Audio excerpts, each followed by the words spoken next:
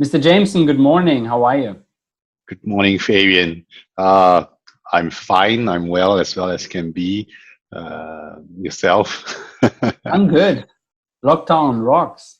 Homeschooling, everything else comes with it, right? So we now saw a couple of easing measures from tomorrow, so that's going to be good signs, and further easing measures from I believe, the 12th onwards.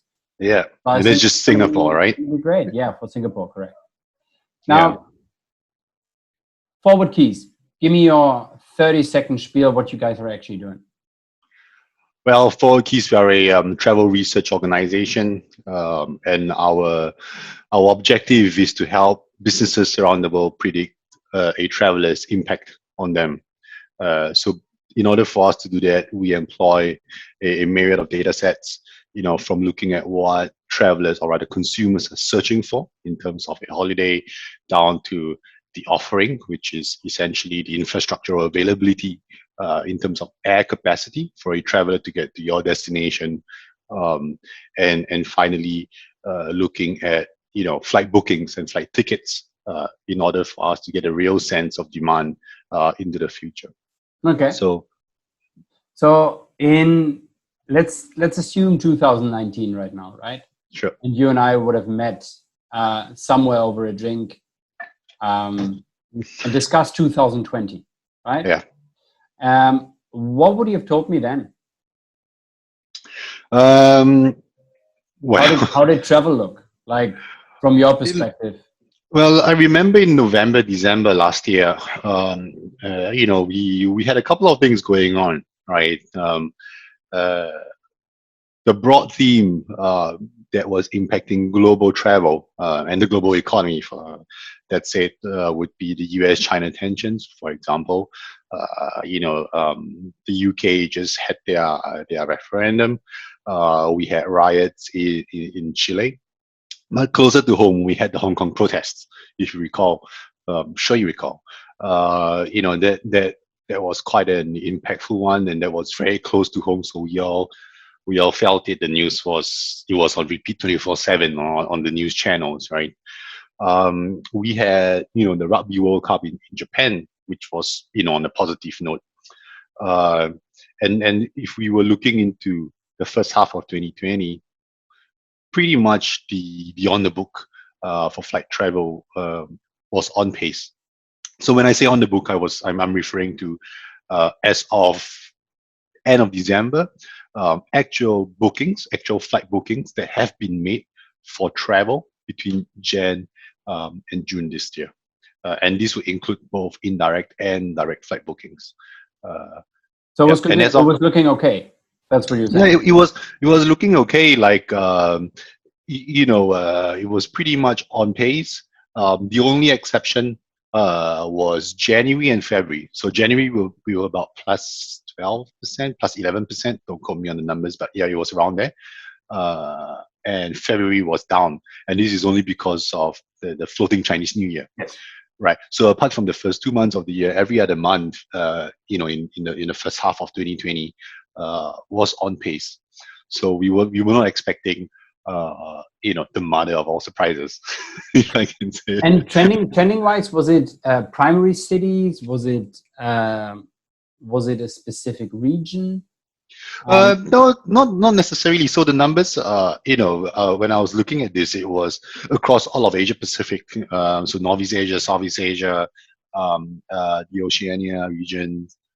It was just broad stroke across the region over here, right? Not the rest of the world, but over here in APAC, that was trending nicely. Okay, so if I bring that back to the hotels, it would have looked like the arrival numbers would have been as strong as a minimum as 2019 itself. Yeah, that is when we look at the on the book figures. And I recall when I was looking at Singapore, just specifically Singapore forecast that we did in November, December, we were forecasting Singapore in the first 6 months to be up by an average of about 8.7%. As far as arrivals is concerned. Yeah, as far as arrivals for overnight stays in Singapore is concerned. And we were pretty confident on that. In fact, we had like a 1.3% margin of error. So it was a +8 on a 1.3. So we were feeling fairly confident um, on the first 6 months of the year in terms of forecasts. So we were expecting it to be business as usual, and then a little bit better. Okay, and then January came. Yeah, and then second January week came. of January came, and then the first week of February came. Yes. Talk me through a couple of items. One is, as a research or data firm, you must have seen the impact in the data gradually, or did you directly say a fall off the cliff? It's a little bit of both. We started seeing swings happen between the 19th of January and a week later, the 26th of January. So right around the start of CNY, we saw about a 15, 16 percentage points swing between that week. And on the 26th of Jan, where the Chinese government started closing down the cities, that is where, and they started banning outbound group travel. That is where we started seeing that cliff that you're mentioning about. And we did our first PR on the 30th of Jan. So, we kind of saw like the tipping point, and then the shaft over the edge, if you can. Yeah, but that's one thing about it's a responsibility of when you have this breadth of data. You have to be clear and pragmatic and responsible about what you put out there. So we never, if you look back at all of the past crises, we never publish any data in the immediate days following whatever it is, right? Because it's going to stoke the panic. It's you're reporting on the knee-jerk reaction, right, of cancellations. But what we feel is more important is when the non-bookings take place. So the knee-jerk reactions, the cancellations, will impact your business, your destination, in the immediate days or weeks to come, depending on its severity. But what is really going to have a longer-term impact is when people don't book for the future. So that's going to have an impact 3, 6, 9, 12 months down the road. So is that happening at the moment? Oh, yeah, for sure. Do you see activity, or you see literally flatline? We see activity under the flat line. So, wow. Yeah, so it is not uncommon that following events, there are days or weeks or months in this case where we are still seeing more cancellations than new bookings being issued. So that is what I mean by activity below the flat line. Yep. Right. So yeah, just coming back. So we never make it a point. We make it a point to never publish data reactively in the days following. We always make it a point to give it a while, settle down, have a holistic view, put our thoughts on it, and then publish it. So yeah, so that's what we did. We did our first release, our first analysis on the 30th. So that was where we saw the decline. And geographically as well. I remember right around that day, the 30th, plus minus 5 days, I was traveling to Spain for our annual company meeting. And once you get on the plane, actually, even when I was in Changi Airport at that time, it was business as usual. I remember the immigration officers didn't have their masks on. I was like, okay, cool. You get on the plane, you fly westwards. The further west you go, the further away you get from the epicenter. Even I was on the layover in Istanbul, it was like business as usual. Nobody had much thought about this. And then I was in Spain. It was like, it's an Asian pandemic, epidemic that's going on then, right? But then slowly but surely we saw the geographical shift westwards towards Italy, right? In Feb and March. So that, we saw that as well. But so about the revenge travel in China at the moment, right? Or the supposedly revenge travel. Now, there's other, how do you call that, data sets that currently say that when people starting to travel, they jump in their car versus the plane, right? Are you talking China specifically or just generally No, I speaking? think in general. So I'm connecting a couple of different news stories across the world. Okay. So in regards to the revenge travel, did that show in the data? The travel showed in the data. Domestic China travel showed in the data, but I'm not sure it's revenge travel.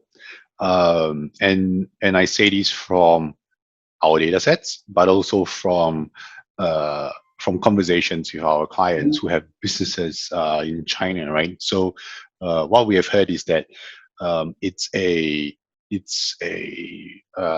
broad recovery. There are leisure travelers, no group travelers, I think, at this point. But then there are also business travelers, corporate travelers.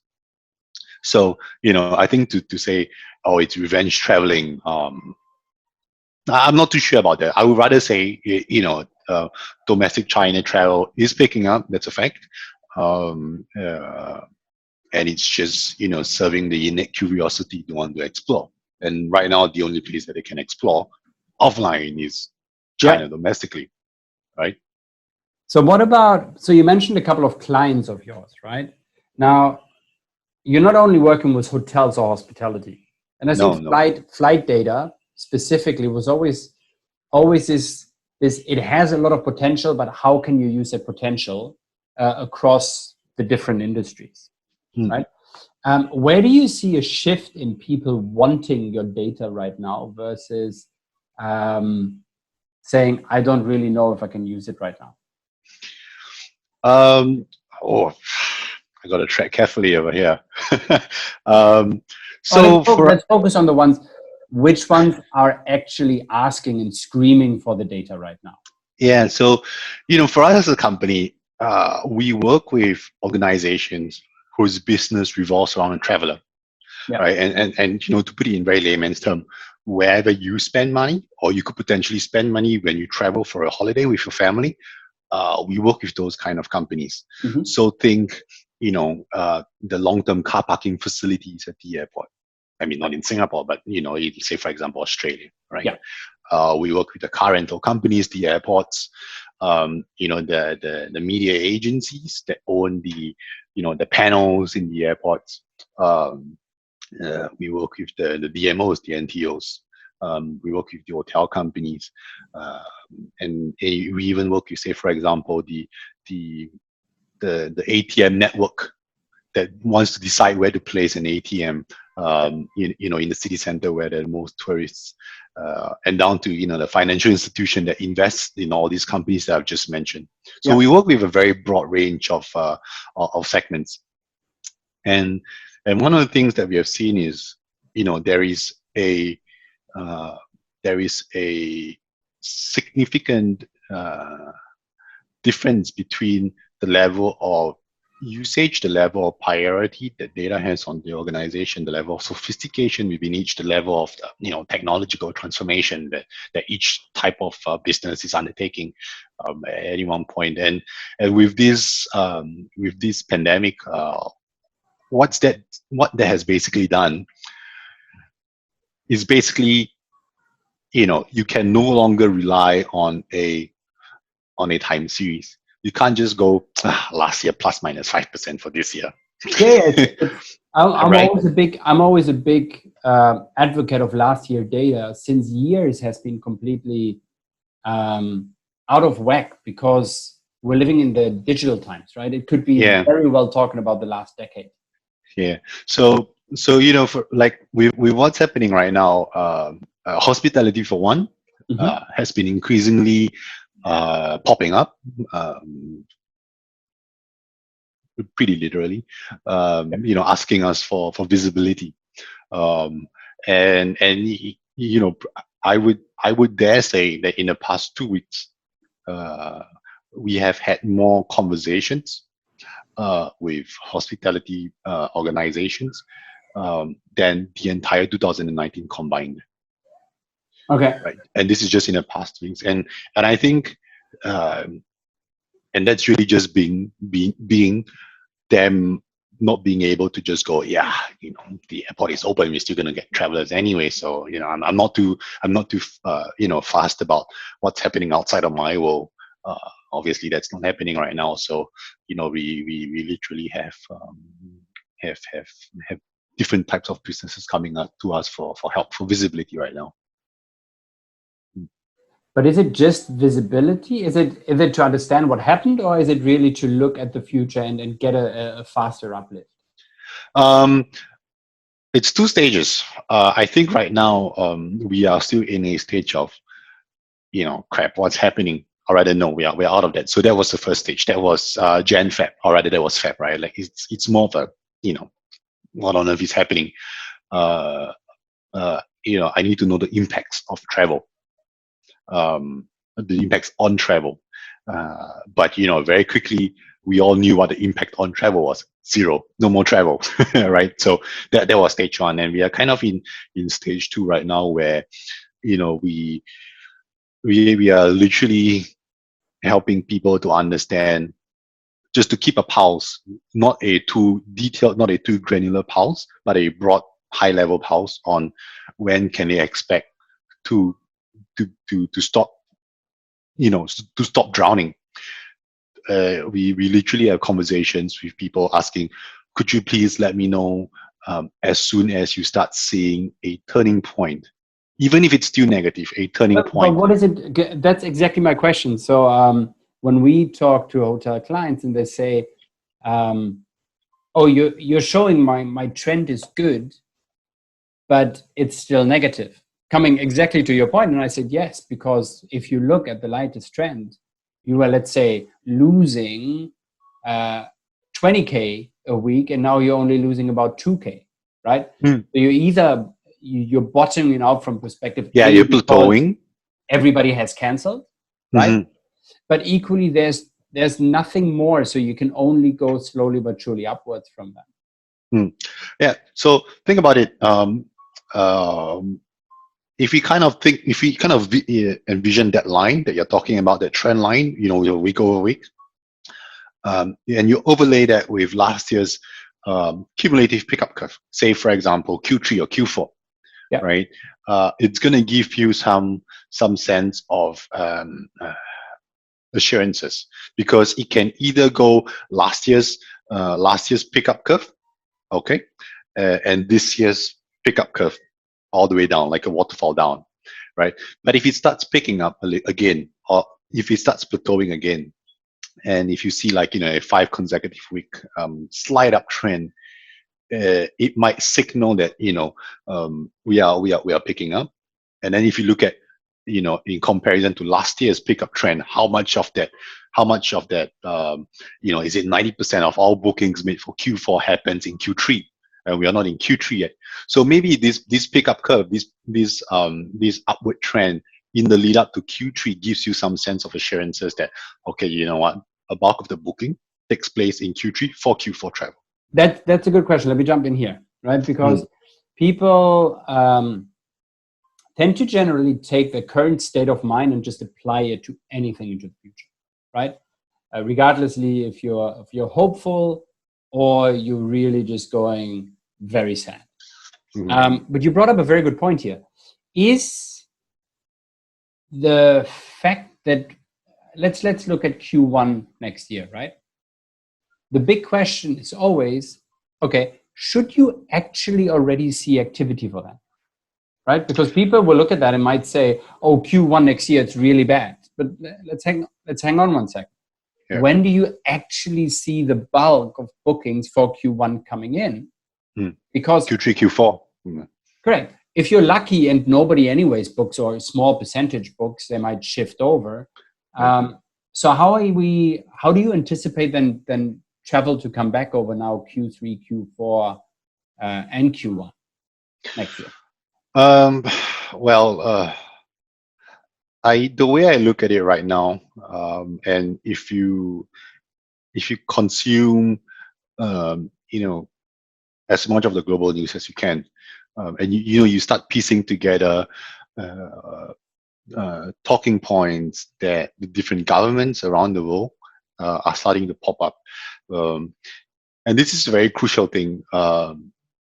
You cannot just rely on local media to report on global happenings, right? So you kind of need to be in tune with multiple strategic local media, respective of their countries, and get a sense of what's the feel on the ground.